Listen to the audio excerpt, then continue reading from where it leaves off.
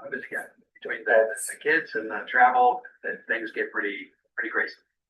So we are privileged to have an hour with you today, and so I want to leave a bunch of time for you to get into the book. But I have three specific questions about the book. If we could jump into those first. You dedicate this book towards millennials and Gen Z, but I'm curious, what made you feel it was important to target those younger investors? And if anything, what financial challenges do you think they're facing that maybe their parents or grandparents didn't? A good question. Now, let's be clear on who the Gen Zs and millennials are. So Gen Z start about 15 and go all the way up to about 30, and millennials are about 30 all the way up to 45. So we're talking about a 30-year swath of two generations, and these two generations, according to all of my research, are quite a bit different than the Millennial X and the Boomers before them. They've got less overall foundational knowledge about investing. They have less money saved by this point in their lives, as did Gen X and baby boomers before them. They tend to have higher debt to income ratios. It's sort of like, especially Gen Z, they're sort of like the TikTok generation. They've got very short attention spans. They get distracted pretty easily. They're not as likely to put as much faith in proven time-tested principles that were sort of implemented by their forebears, their grandparents, their parents. They just are less likely to have absorbed these wealth-building principles that are slow and stodgy and boring. And so I wanted to write a book that would hand deliver, on a silver platter, these time-tested principles to these younger generations, and do so in a way that was compelling and entertaining and that would actually keep their attention. So, and you've written extensively about retirement planning, tax strategies. This book is just different. It takes a different approach than Power of Zero, which I'm sure most of us have read. What prompted you to write a fictional story about these principles instead of, another business style, self-help, financial planning for dummies kind of book? Yeah, another boring business book. Well, I got tired of writing boring business books, and I think that, frankly, these younger generations, when given the choice between another boring business book or a work of fiction, a financial novella, 160 pages long, really cool premise. I think that given the choice between the two books, they're much more likely to gravitate towards that work of fiction. You can see it's got a cool cover. It's compelling plot. The idea is that once they pick it up, they can't put it down, and as they work their way through the story, the principles are embedded within the pages of the story, so they're going to sort of unwittingly, whether they realize it or not, absorb these principles along the way. And by the end of it, they're going to be like, "Wow, now I know how to sort of build a tax-free retirement." And I think it's less likely to happen if it's by way of a business book. Okay, so this book kind of reads more like a financial thriller than a traditional self-help money book. So if someone hasn't read it yet, describe the style a little more and maybe what kind of reading experience were you trying to achieve? Yes, I had, there's only about 10 people on the planet that have read it so far, just the advanced readers, because it's not getting published on me for Big Fit, but one of the persons said that, look, Dave, this came across, it was like a cross between Richest Man in Babylon and The Millionaire Next Door. And I thought that was a pretty apt description. Let me tell you what I was really going for. I really like Dan Brown. If you're old like me, you remember Dan Brown. He's still writing. He wrote The Da Vinci Code, Angels and Demons, Inferno, Origins. Like, he's the king of, I'm going to suck you in with a really compelling premise, and I'm going to embed a lot of cool facts and historical details within the pages of the story. It's like when you read The Da Vinci Code, by the time you're done, you're like, wow, I'm now an expert on Leonardo da Vinci. I'm now an expert on codes and ciphers, right? I wanted the same thing to happen here. As people get sucked through the story, they sort of absorb these principles along the way. And then the other thing I really wanted to model this after was the Sixth Sense by M. Night Shyamalan. If you look up the Sixth Sense on all the surveys, AI, wherever you look, it is the single greatest twist ending of any movie of all time. I wanted to put a twist ending in the story that was going to knock people clean out of their chairs. In fact, I tell people that as you approach the end of this book, you got to surround your chair with pillows and cushions, because the ending is going to completely blindside you and knock you clean out of your seat. So I wanted a story where people pick it up, they can't put it down, they get absorbed into the story. As they do, they absorb these principles along the way that are really satisfying to ascending at the end. And I think all in all, I think these younger generations are really going to like it. They're going to enjoy the story. They're going to be absorbed by it. And I think they're going to absorb the principles along the way, which I think will be a win for everybody. Well, I'm too old to be Gen Z, but I'm hooked already. So let's dive in. I'm gonna turn it over to you, and I will mute myself here, but I'll let you take it from here. All right, very good. Let me see here. Try to share my entire screen and see if this works.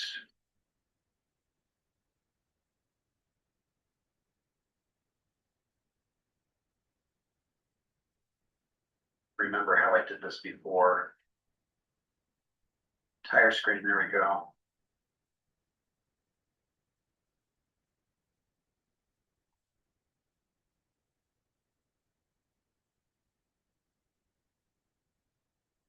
Okay, there we go. All right, you guys see that all right? Yes. All right, so I'm going to go through the 7 principles that I cover in the book. I'm going to go pretty fast. I'm going to leave. I don't have a hard stop at the top of the hour, so I'm happy to take as much time at the end for questions. But principle number 1 is simply this: the stock market is the single greatest engine of wealth creation the world has ever seen. Well, take a look at this chart. This represents the growth of the stock market over the last 200 years. Okay, basically this blue line going from left to right. It's this upward trend.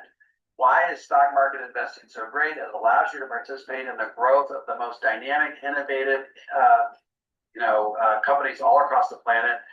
You basically have the CEOs who wake up every morning. They say, "How can I channel profits to my shareholders? How can I make my shareholders obscenely wealthy?" It's this really amazing enterprise. It's got a great track record, 10% over the last 80 years. Now, these younger generations, as they're thinking about how to become wealthy, how to become financially independent, there's all sorts of different roads to the top of the mountain, but there's also not all roads to the top of the mountain are created equal.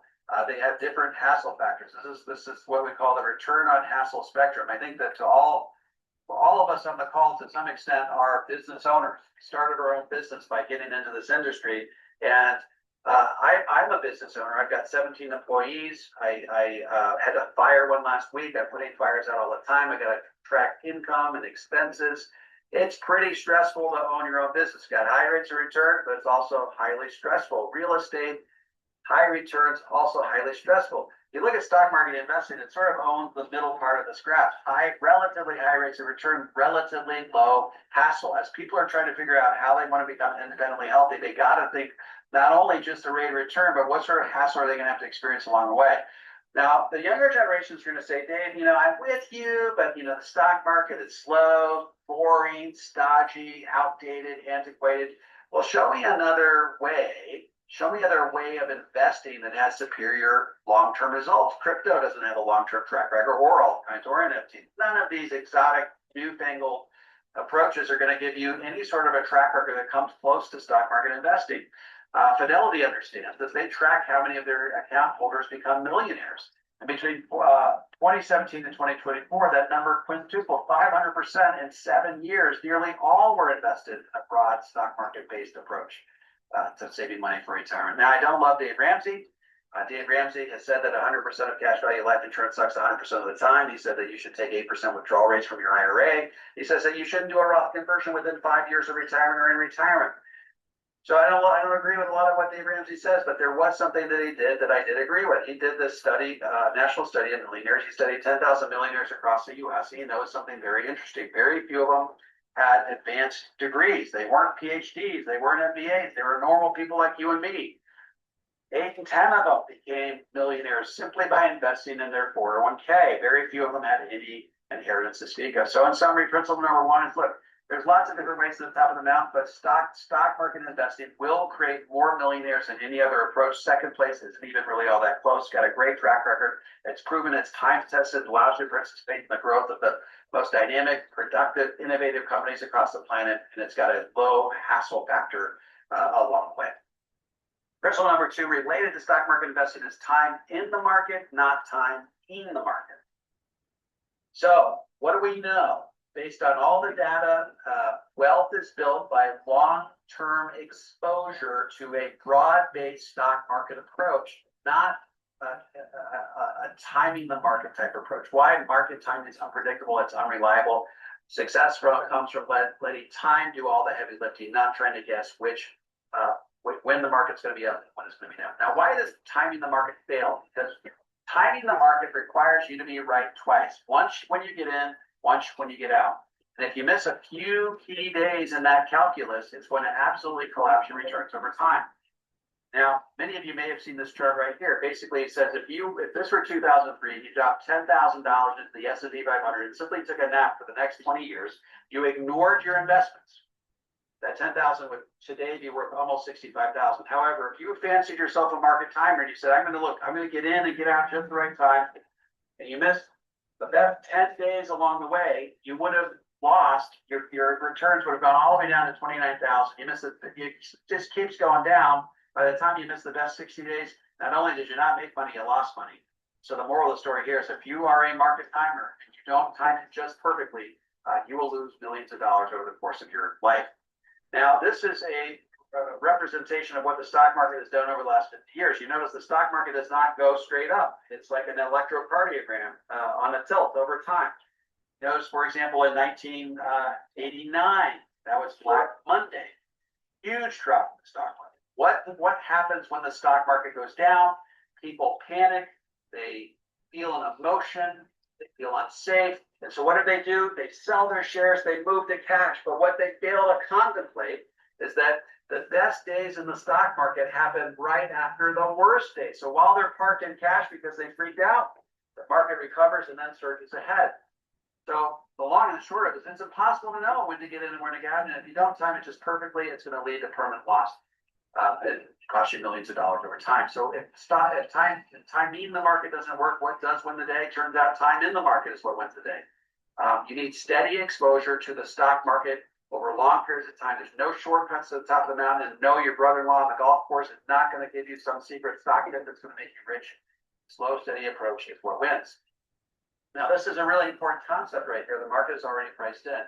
What does that mean? That means that if you're listening to a podcast and you're listening to Elon Musk, and Elon Musk is talking about how there's going to be an Optimus robot in every house across the country, you get really excited. You say, hey, look, I've caught the vision of Elon Musk and Tesla. I want to invest in Tesla because I think they're poised to really take off, really explode.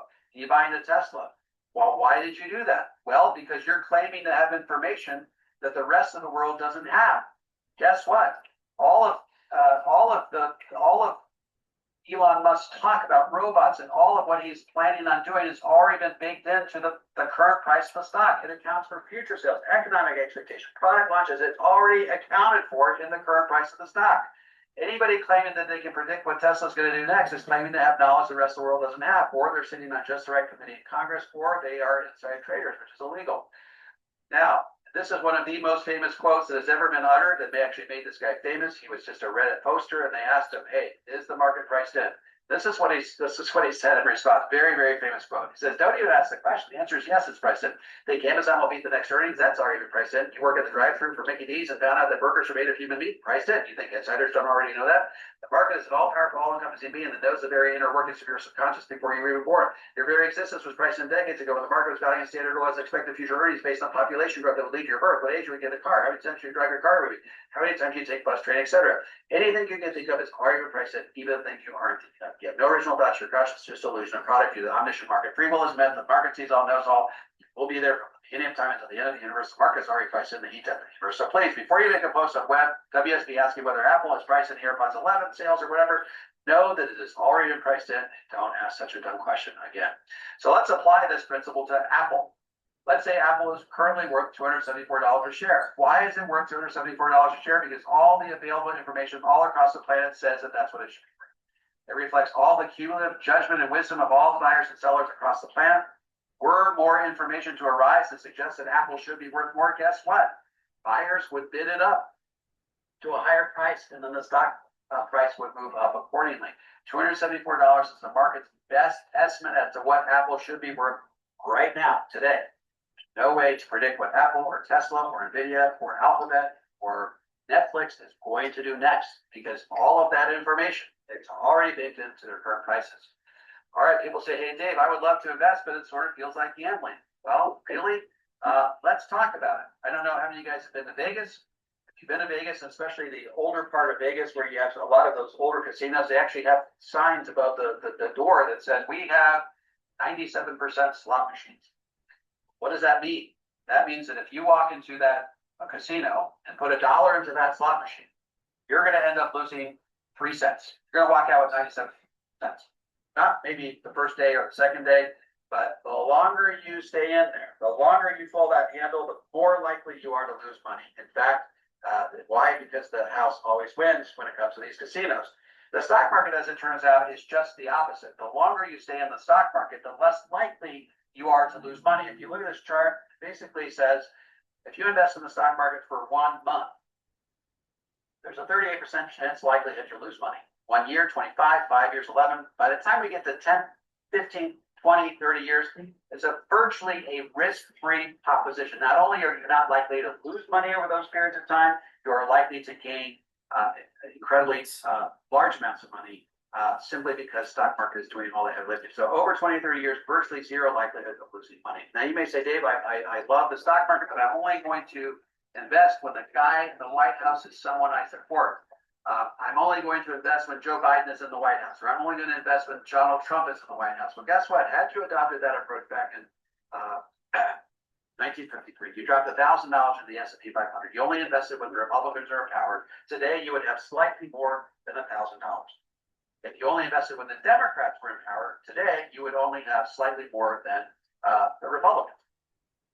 However, had you stayed invested, regardless of who was in power, had you understood that the stock market is no respecter of political party, today you would have just more than $1.6 billion. So principle number 2 summary, predicting short-term stock market movements is a losing proposition. It's a fool's errand. You miss it just a couple of days, it's going to destroy your returns over time. You need to avoid trying to look for those shortcuts to the top of the mountain. Stay invested regardless of what's happening in the stock market, regardless of what's happening on the geopolitical scene.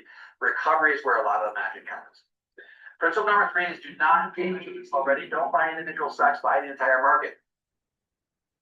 Why wouldn't you want to buy single stock? Have an approach that just incorporates single stocks? Because according to all the data, single stock speculation is not going to lead you to becoming wealthy. Very few people who invest in single stocks become wealthy over time.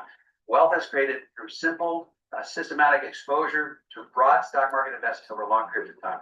Why are individual stocks so risky? Why are they so scary? Because it requires that you have information that the rest of the world doesn't have. And like I said, unless you're an inside trader or a member of Congress, you don't have that knowledge.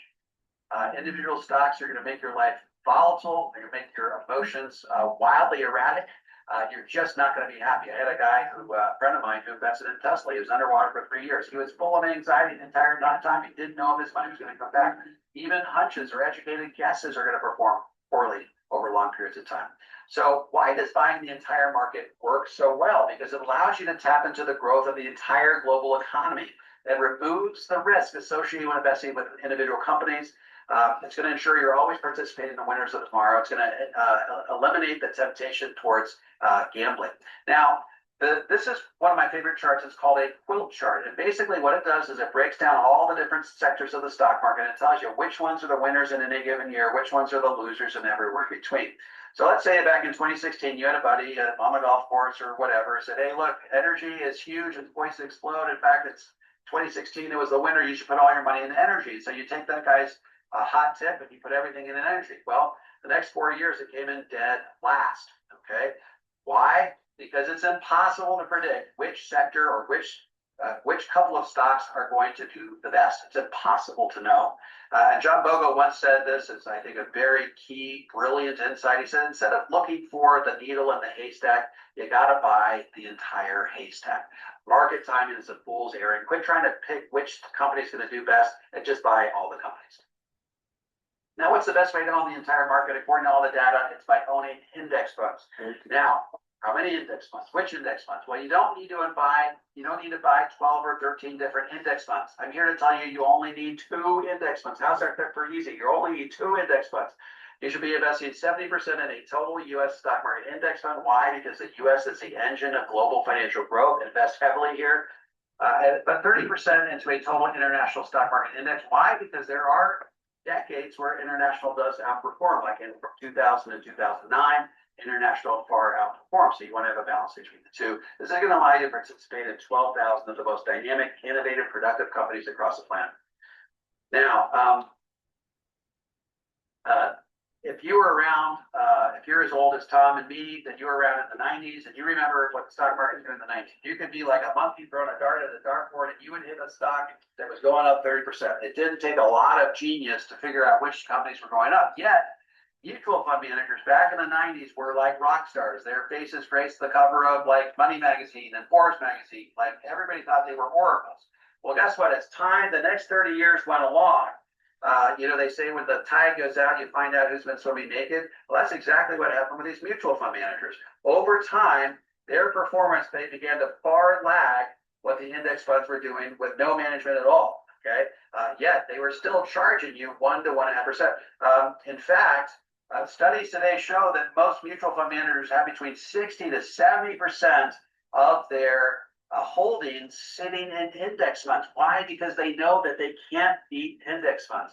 So I found this little video on social media that reminds me of the perfect modern day analogy of the mutual fund manager who's just taking your money, he's charging you 1 to 1.5% and putting most of your money in the index funds.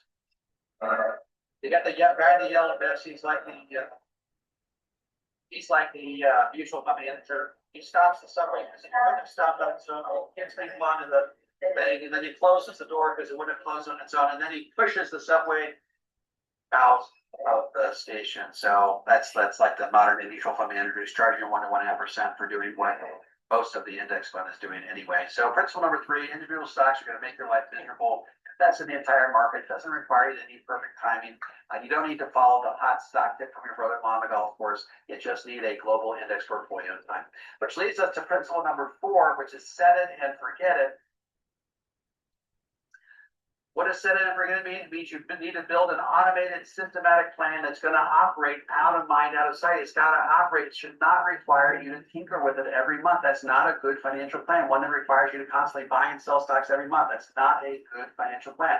Long-term wealth requires long-term exposure to broad stock market-based investing. It requires discipline, not constant adjustments along the way. Now, when I say automate your investing, what do I mean by that?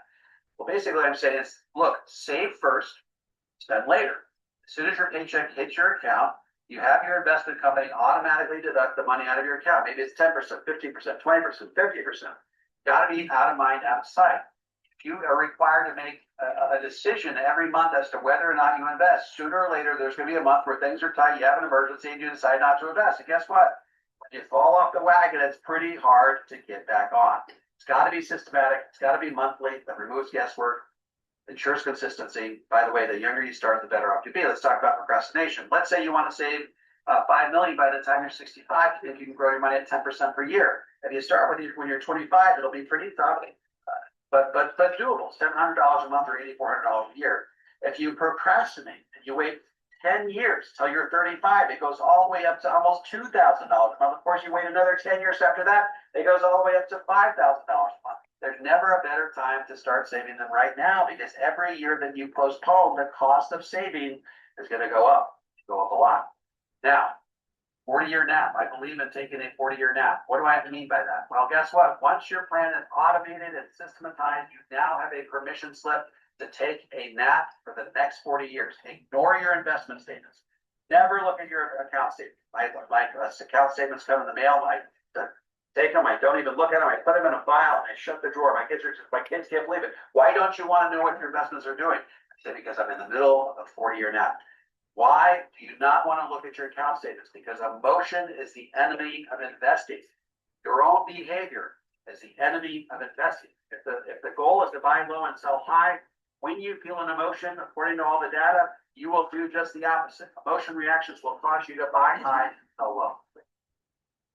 Now, once again, if you're old like me, back in the 90s, there was this guy named Ron Popeil who had a company called Ronco, and he sold rotisserie chicken ovens, and he did so on infomercials in the middle of the night, became very famous.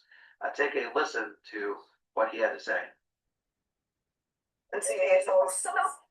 That's all you guys, isn't it simple? All right. I'll put the lid on. This is kind of nice. it goes. Slide this over, this chicken over, this chicken over, and this chicken over, and I'll just walk over here. I'll put it in this new Pro model, I'll slide it by. If you followed all the instructions material, you just. So folks, it's that easy. Once your plan is in place, once it's automated, once it's systematized, you now have a permission slip to set and forget it, to walk away, to take a nap for the next 40 years. Why does ignoring your investments work? Because if you buy the entire market, as I've suggested, and you automate your contributions, the only real threat is you. The only real threat is your own behavior. The best defense, stop looking at your account statements. Long-term discipline is greater than short-term behavior. Now, I love this example, this analogy. It came from the Olympics a couple of years ago. There was this guy who came on the scene. He was a Turkish pistol shooter.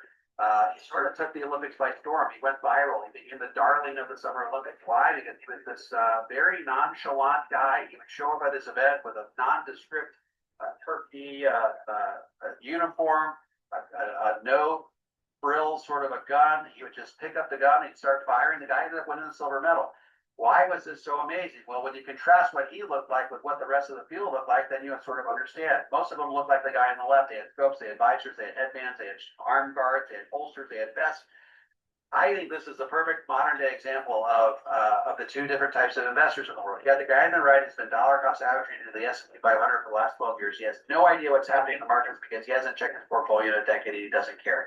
The guy on the left has 4 monitors sitting on his desk. He's got 6 brokerage accounts he's following. He's got 15 stock forums he's getting advice from. He's making 40 to 50 trades a day, and he can't figure out why he's down 60%. You want to be the guy on the right, not the guy on the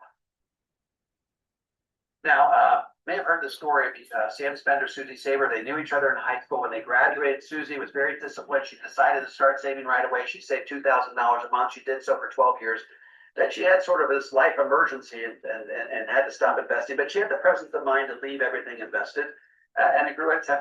By the time she was 65, she had almost $1 million. Sam Spender was the party animal. He liked going club hopping. He liked driving fast cars and living beyond his means. So he didn't save anything. But by the time he hit 34, he saw that Susie was way out ahead, so he wanted to try to catch up. So he invests $2,000 per year for the next 30 years. He invests 3 times as much as Susie does, but by the time he retires, he has less than half as much.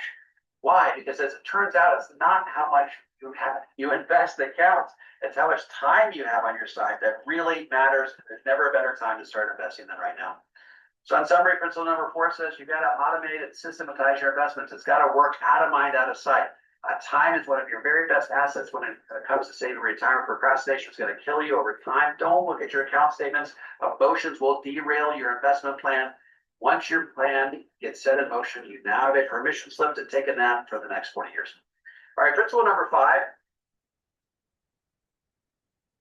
is really the thesis of my book, The Power of Zero. Get to the 0% tax bracket in retirement. Why would anybody want to get to the 0% tax bracket in retirement? Because the U.S. is on an absolutely apocalyptic debt trajectory. We've got huge unfunded obligations for our entitlement programs. People are seeing the handwriting on the wall. And they want to shield themselves from the impact of higher taxes. And they do so by taking advantage of every nook and cranny in the IRS tax code. Now let's talk about the fiscal trajectory of our nation. It's not looking very good. National debt is going to grow by $2 trillion per year over the next 10 years, $3 trillion per year every year after that. We've got over $200 trillion of unfunded obligations for Social Security, Medicare, and Medicaid. Social Security trust funds going to go broke in 7 years, Medicare in 8 years. All this means that our nation's going to need huge infusions of cash within the next 10 years. That means that your future tax rate is likely to be dramatically higher than it is today. David Walker understood this way back in 2010 when he wrote a book called Come Back America. He was the Comptroller General of the U.S. government under Bush and Clinton, basically the CPA of the USA. He appeared on NPR to talk about his book, Come Back America. He told the radio show host, he said, hey, look, tax rates have to double. We're going to go broke as a nation. And she didn't believe it. So he says, look, I can give you a 4-letter word to explain why tax rates have to double. And she couldn't figure out what it was. So they opened up the phone lines. People started to call in. Nobody could figure out what the 4-letter word was to explain why tax rates have to double. They hear debt, they hear kids, they hear jobs, they hear wars, they hear fear. One guy even said health. He said, no, that's not a 4-letter word. What is the 4-letter word that explains why tax rates have to double? It's math. What did David Walker mean by math? Well, basically saying, look, if this is what you're spending and this is what's coming in, you either have to double what's coming in, cut in half what's going out, or some combination of the two. Penn Wharton recently came out with a study, 2023, that said if we don't right our fiscal ship of state by 2043, that no combination of raising taxes or reducing spending would prevent the financial collapse of our nation. So how do you prevent yourself from the reality that future tax rates are going to be much higher than they are today? You need to adopt a balanced, comprehensive approach to tax-free retirement, which avails you of every nook and cranny in the IRS tax code. We're talking Roth IRAs, Roth 401ks, Roth conversions, distributions from IRAs and 401ks offset by standard deduction, properly structured and properly funded cash value life insurance, and tax-free Social Security, assuming your provisional income is low enough. The goal would be to get to the 0% tax bracket in retirement. So in summary, tax rates in the future are likely to be dramatically higher than they are today. The debt trajectory practically ensures it. You want to take advantage of every nook and cranny, every tax-free nook and cranny in the IRS tax code. The goal should be to get to the 0% tax bracket in retirement. Why? Because if you're in the 0% tax bracket and tax rates double, 2 times 0 is still 0. Now, principle number 6 is where we talk about cash value life insurance. And this is borrowing heavily from a study from Ernst & Young that came out not long ago, which suggested that you allocate 30% of your retirement contributions to a volatility shield. Volatility shield is a fancy word for properly structured, properly funded cash value life insurance. Now, what is a volatility shield? The volatility shield's purpose is to maximize the amount of money that you can take out of your stock portfolio in retirement. Okay?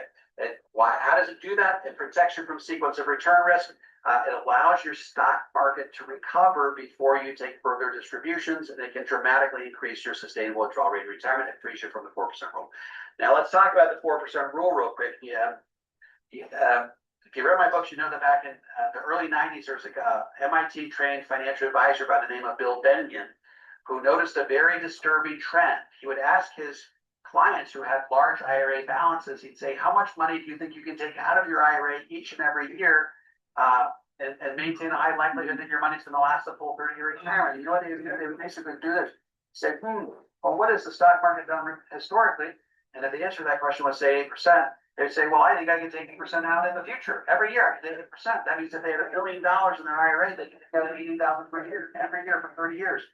Well, this sort of shocked him to his core, so he started to do some computer simulations and hundreds of thousands of computer simulations. And what he learned curled his hair. He said 8% distribution rates had 90% failure rates. Even 5% distribution rates had catastrophic, 50% failure rates, not quite catastrophic, but 50% failure rates. So what he concluded was that 4% was a sustainable withdrawal rate. So if you had $100 million saved by day one of retirement, you could take out $40,000 per year every year for 30 years, adjusted for inflation.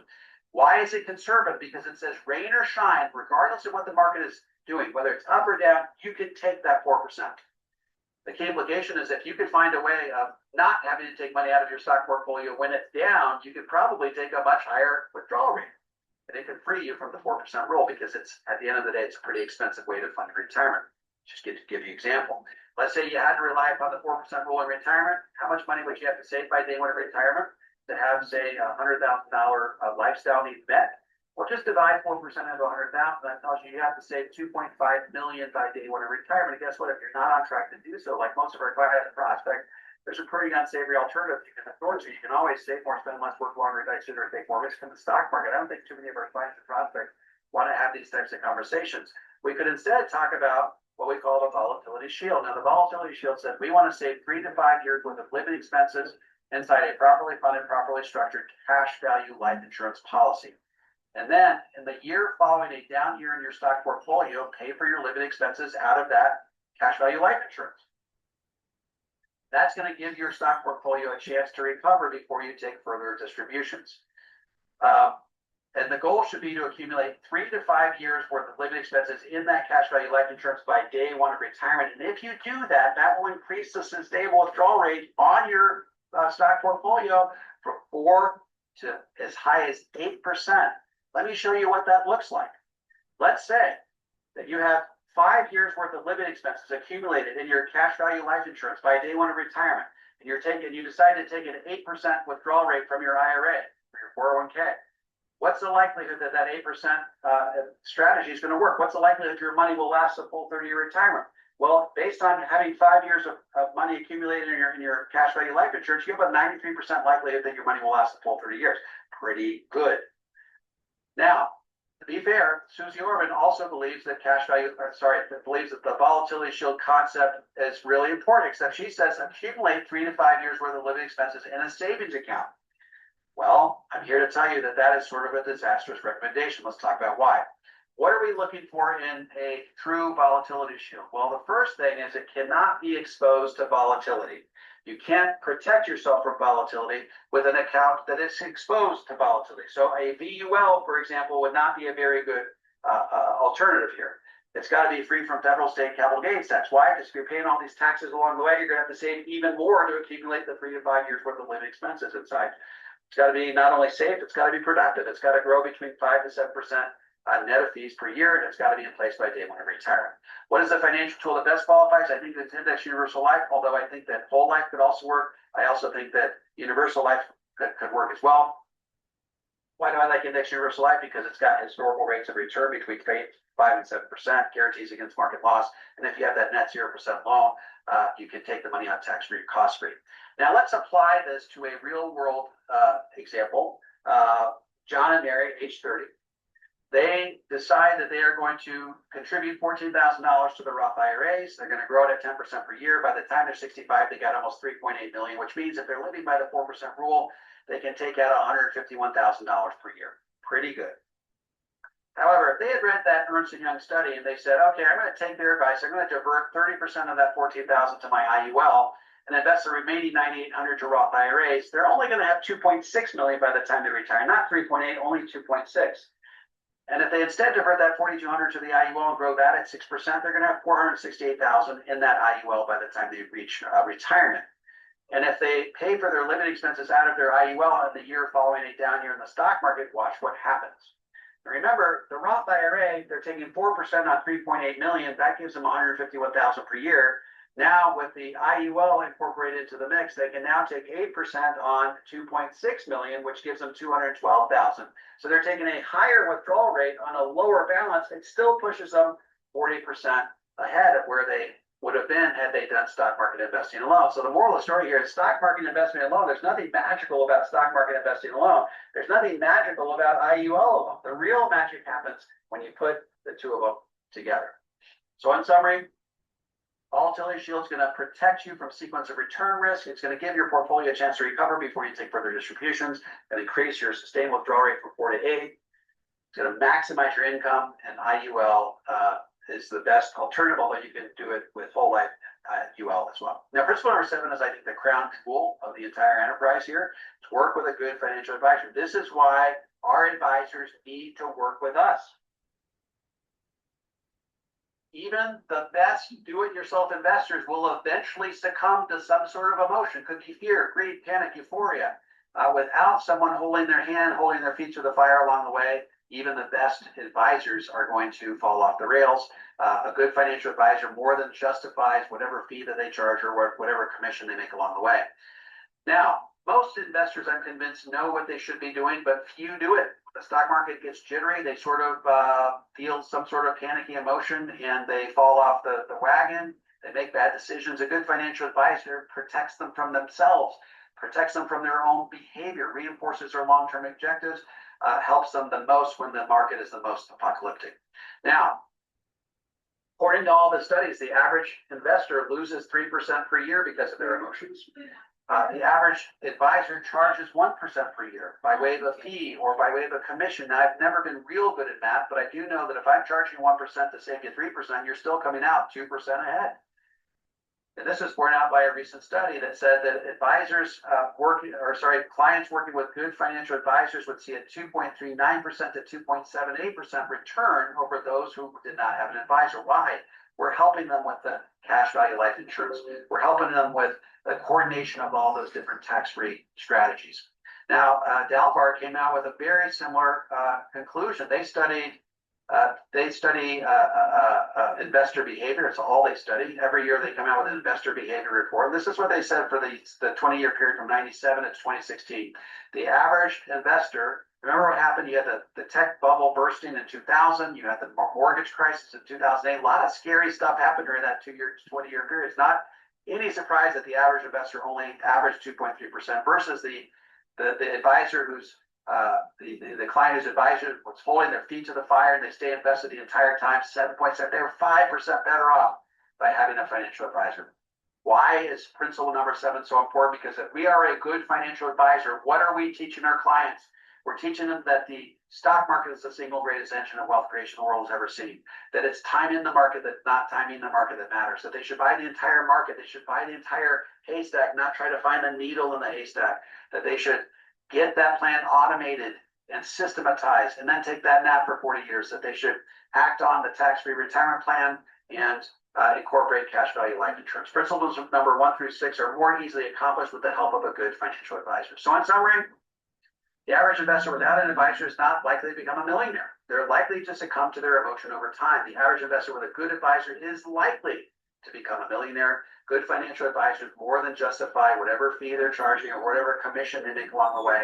They help their clients stay the course, execute on the plan, incorporate the cash value life insurance, and ultimately get to the 0% tax bracket. Now, usually, and we're almost done here, but usually at this point, advisors will say, well, Dave, this is a really important message, especially for the younger generations. How am I supposed to bottle this up and unleash it on the client? You'll know there's a couple of different ways you can do it.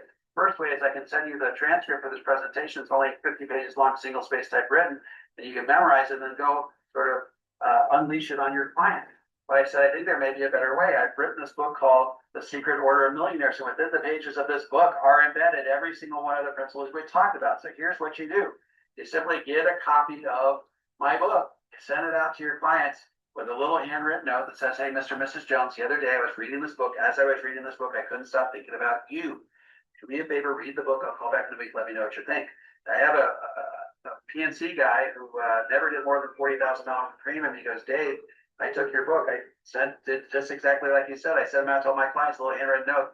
Mr. and Mrs. Jones, the other day I was reading this book. As I was reading this book, I couldn't stop thinking about your situation. Do me a favor, read the book, or call me back in a week. Let me know what you think. First full year he did that, he did $363,000 of premium. He finished #1 in his company. Now, conversely, I had a guy out of Colorado who goes, Dave, I bought 40 of your books. I didn't sell a single life insurance policy. I said, well, did you follow up with them? He goes, I didn't know that I had to. So, folks, here's the formula. You get copies of my book. You send them out to your clients and prospects. You follow up with them a week later. If they read it, if you keep following up till they read it, it will dramatically increase the likelihood that they will become clients. Why? Because it perfectly sets the table for this conversation on tax-free retirement. My daughter read the book in one sitting. She said, I said, what were your takeaways? She said, sounds like I need index funds and I need to purchase an index universal life policy. And folks, everything that I talked about today is exactly what I do in my own personal life. So how do you get copies of this book? You'll never get them less expensively than you will today. If you go to Amazon, you can get them for $26. You can get them today between now and midnight for $20. I'm actually paying the difference. That extra $5, I'm paying out of my own pocket. Buy as many as you want. You have to go to this QR code up on the right here. It'll lead you to the landing page. You need to use the word secret at checkout, all uppercase, and buy as many as you want. The goal is to turn this into a New York Times bestseller. Last year, my book, Guru Gap, the Guru Gap sold 10,000 copies the first week. It was finished #8 on the USA Today bestseller list, right behind Melania Trump's biography. It did not make New York Times bestseller. Why? Because it came out at Christmas, and I was knocked off the list by Snoop Dogg's cookbook and Dolly Parton's cookbook. So people said, Dave, I should rename this The Secret Order of Millionaires Cookbook, and I think I'll have a better chance. But the good news is this is coming out not at Christmas. It's coming out on May 5th, so just in a couple of weeks. So I'm not going to be competing against cookbooks. I think I have a higher likelihood of making the list. Why is it important that I make the list? Because this is easier to get people to read it if it's a New York Times bestseller. And if it's a New York Times bestseller, it's going to take all these concepts mainstream, and that's going to make your job and my job and everybody's job a lot easier if these concepts, particularly cash value life insurance, with all the negativity that's out there about cash value life insurance, it's going to make it easier to talk about cash value life insurance with our clients and prospects. So that is the presentation. Tom, I will hand it back to you. I'll leave the QR code up here. If people want to buy books, buy as many as you can. 10, 20, 30 copies. I'll chip in $5 for every copy that you make or that you purchase. And I'll hand it back to you, Tom, if anybody has any questions that they want to put into the chat. or they want to unmute or whatever, I'm happy to answer those questions. We got 10 minutes. I don't have a hard stop, so if we go over a little bit, it's okay. But any questions that people have, I'm happy to answer them. Well, first and foremost, David, thank you for your time. I took another page and a half of notes after the first 2 pages I took from last time. It's such an easy, 7 ingredient recipe that clients should be subscribing to. So on behalf of the 240 some people that paid attention to this, thank you. I don't know that anybody has the opportunity to unmute themselves. So if you have a question or a comment, go ahead and throw it in the chat. There are a couple in here. One, is there going to be a video version of this available, David? Video version of the book. There'll be an audio version of the book. I don't know if what do they mean by video? I'm not sure.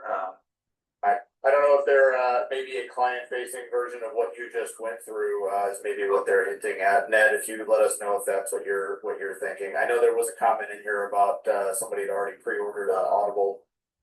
That says yes. He was asking if there was like a pre-recorded version of this session. No, Tom, you can feel free to circulate this session to anybody you want. It's totally fine. If you buy Audible does not count towards the New York Times bestseller. So if you bought Audible and you still want to buy the paperback or the hard copy today, between now and midnight, that would be very much appreciated. As Audible or the Kindle, it does not count. So, but no video, but certainly you can circulate the recording of this presentation. So if any of you have an opportunity there, somebody asked if I can send the QR code out. We'll see if I can snap a picture of that. Or David, you know what? Would you be okay sending me the slides? I can't send the slides, but I can send the link. If you want me to send you the link, I can do that, or I can put the link in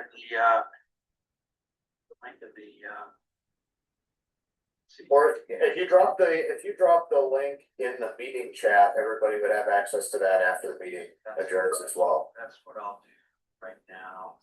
Find that link. And while you're doing that, Laura had asked, having not read the book, when we deal with an engineer mentality client, are all the data sources referenced? So if someone wanted to dig into that further, they could. I do not have. This is not, because it's a work of fiction. It is not riddled with footnotes, unfortunately. So no, but it's all based on proven time tested principles. Actually, there are a couple. The quilt chart is in the book, and that does have a footnote. There aren't a ton of footnotes in the book, unfortunately. And Laura, the book will read very different than David's presentation. Very, very different feel to it. Melissa added, this sounds like advice for clients that have 20 to 30 years. What about those clients 10 to 15 years till retirement? Do you have any specific advice there? 10 to 15 years, Power Zero.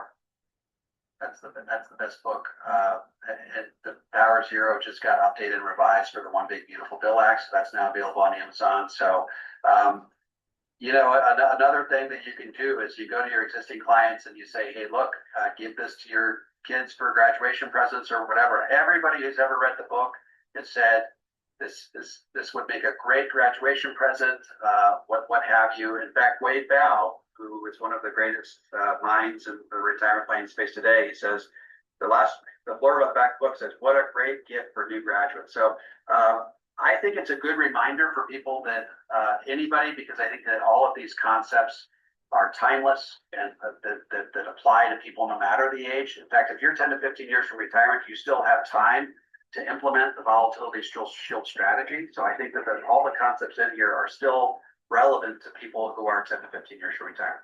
But I think the Power Zero is probably more foundation. So Ben's got a question here. It says your premise that taxes are likely to be higher. What if you're wrong? What if taxes are the same or lower? Because we could create a convincing argument for the national debt to never be paid off and for taxes to be the same over the next 20 to 30 years. So over the last 30 years, taxes have steadily decreased, raising taxes is unpopular. So if your premise is wrong, then would clients be losing substantial rate of return by investing in tax-free locations? I mean, it depends on, my basic premise is that if you're in the 24% bracket or lower, that this is a pretty safe bet. If you're in a 32% bracket or higher, it's pretty tough to convince people to forego a 32% tax deduction today, because in retirement, when they're living on less money, it's going to be dramatically higher. But let me say one other thing here. This is not a question. This is not an opinion. It's not a question of my opinion, whether I'm going to be right or wrong. It's a question of math. And that's why I pay attention to that Net Worth study so much. They're basically saying that when we hit 200% debt to GDP, which happens based on our current trajectory in 2043, no combination of raising taxes or reducing spending prevents the financial collapse of our nation. So we cannot keep doing what we're doing, because we will get to the point where a lot of people don't recognize that the national debt goes to an auction every 2 years, and other countries bid on the national debt. Okay. And they bid an interest rate. They'll say, I'll pay 5%, I'll pay 6%, I'll pay 7%. When we get to the point where we're 200% debt to GDP, people start to lose confidence that we're actually going to pay the debt back. They'll say, okay, we'll lend you the money, but we'll do so at much higher rates. Every economist agrees on this, that the national debt, as national debt rises, interest rates will also rise.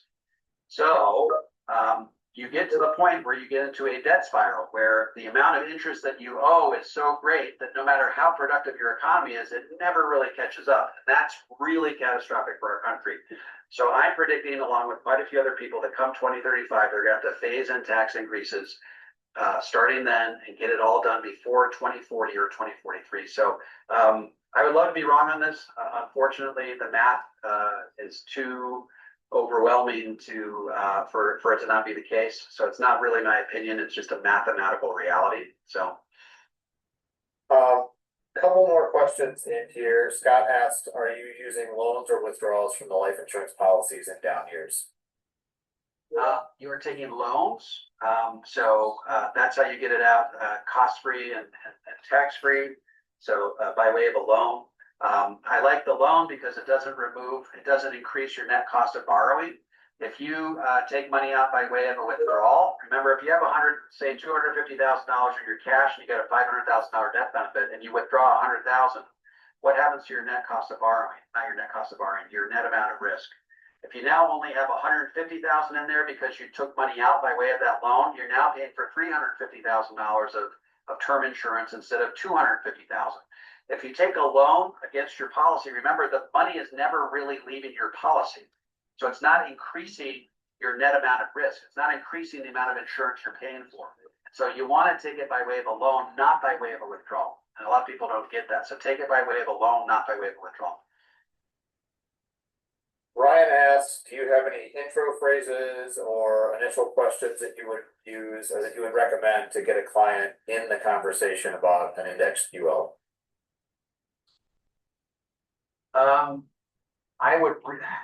Here's the thing. There's a biblical saying, the prophet's always rejected in his hometown. I don't know if you've heard that phrase before. Prophet's always rejected in his hometown. That's why Jesus was rejected. He was from Nazareth, right? He was one of them.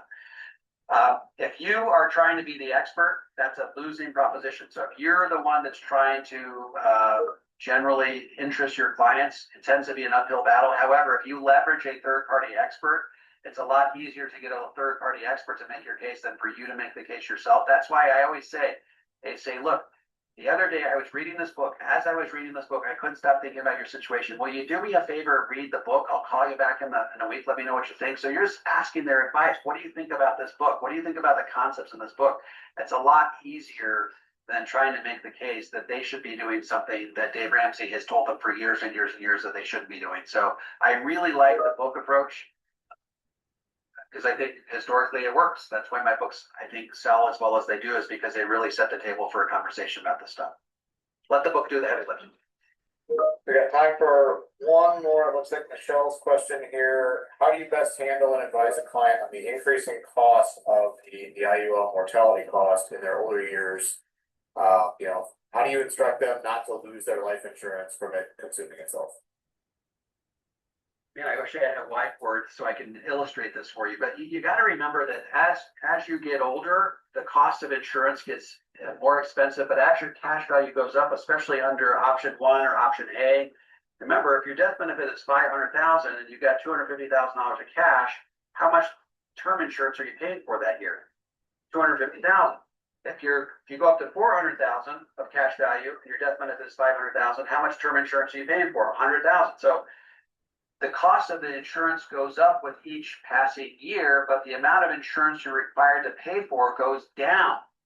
And so what happens is the cost of the insurance is actually stays relatively level over time. So if it's structured properly, funded properly, you're not going to have this problem of the policy eating itself up.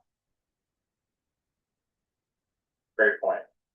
All right, we are right at 4 o'clock Central Time here. So, David, thank you so much for your time, for your energy. I think we can all agree this was time well spent. If any